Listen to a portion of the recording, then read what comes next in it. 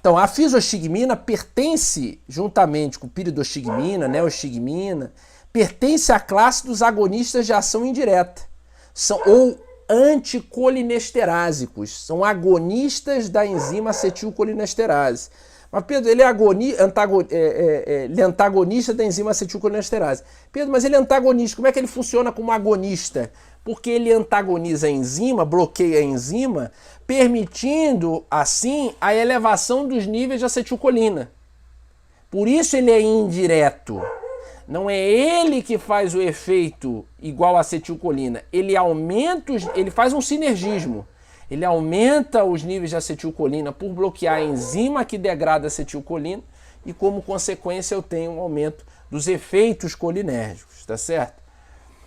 A gente já comentou que tem tipos de colinesterase. A acetilcolinesterase é o principal subtipo, está lá na membrana, ligada à membrana, específica para acetilcolina. E a butirilcolinesterase é uma colinesterase plasmática, tá certo? Presente também em alguns tecidos. Então, o efeito da acetilcolinesterase é converter a acetilcolina em acetato e colina, como a gente tinha começado lá no início, essa colina que vai dar origem a novas moléculas de acetilcolina. Como é que é o mecanismo aqui em relação à acetilcolinesterase? Tem lá o sítio de ação dela, ela vai converter, aqui tem uma molécula, como vocês estão vendo, de acetato com colina, tá certo? Então, da acetilcolina, vai provocar uma hidrólise e aí vai originar, consequentemente, a molécula de acetato e colina. Então, faz um ciclo, né? Um ciclo constante. Quem são os anticolinesterásicos? Então, nós temos dois subtipos de anticolinesterásicos. Os que fazem ligação irreversível, e os que fazem ligação reversível. Desses que fazem ligação reversível, alguns são utilizados na prática clínica, como a fisostigmina, que a gente viu que trata a intoxicação por cogumelos do gênero Amanita, como a piridostigmina, como a neostigmina. Piridostigmina vai ser útil na miastenia grave. E a gente ainda tem os anticolinesterásicos irreversíveis. Quem são eles? São os derivados de organofosforado. Aqui são substâncias que a gente vai ver muito mais utilizadas na prática da agricultura, porque são pesticidas, são inseticidas, como paration, malation, ou mesmo na guerra química. Vocês viram ano passado no fim de 2018, já não me lembro mais, na guerra da Síria, a utilização de gás, tá? Gases como sarin e soman, vocês viram crianças em convulsão, isso passou na época.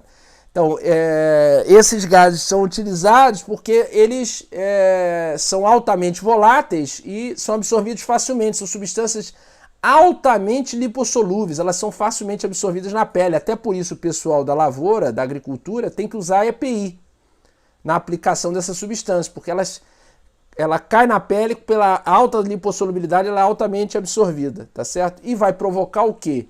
Vai inibir a acetilcolinesterase e, consequentemente, eu vou inibir o efeito,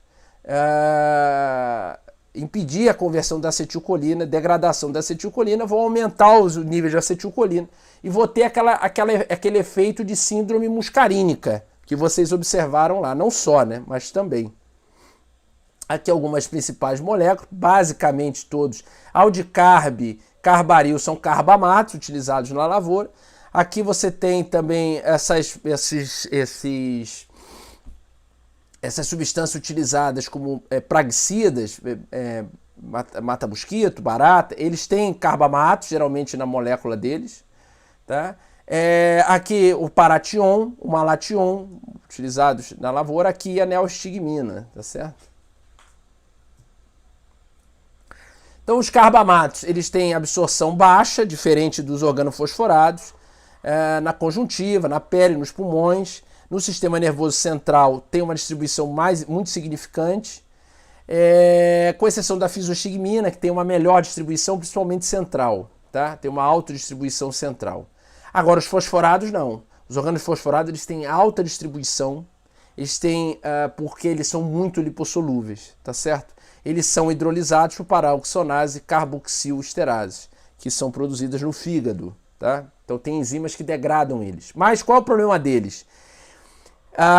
Os fosforados, eles podem provocar uma ligação covalente com a enzima, e essa ligação covalente, ela pode sofrer um processo de envelhecimento, tá? Que é a quebra da ligação oxigênio-fósforo, e como consequência dessa quebra de ligação oxigênio-fósforo, eu posso ter um envelhecimento que é uma ligação mais duradoura, menos dissociável. Ela não vai se dissociar da enzima, então ela permanece por mais tempo. Então a grande questão é evitar que ocorra esse processo de envelhecimento. O problema é que ele varia de substância para substância. Então tem organofosforado que acontece mais rápido, tem organofosforado que acontece mais lento.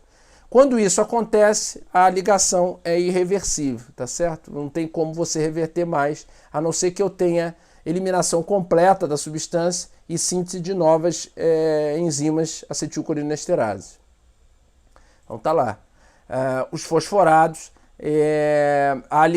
essa ligação com oxigênio, ela pode se tornar irreversível quando feita. Eu já vou comentar sobre pralidoxima mais aqui à frente. E com relação aos carbamatos, vocês não vão ver essa formação. Na verdade, vai ter uma hidrólise lenta, né? Mas é uma reação de dissociação que a gente não vê com relação aos organofosforados, tá certo? Os efeitos sistêmicos, então, quando eu tenho uma intoxicação por organofosforado, eu tenho efeitos de exacerbação colinérgica. Então, tudo aquilo que a gente já viu, tá? E aqui, quais são as indicações clínicas dessas substâncias? Principalmente, logicamente, vão ser os carbamatos, basicamente miastenia graves.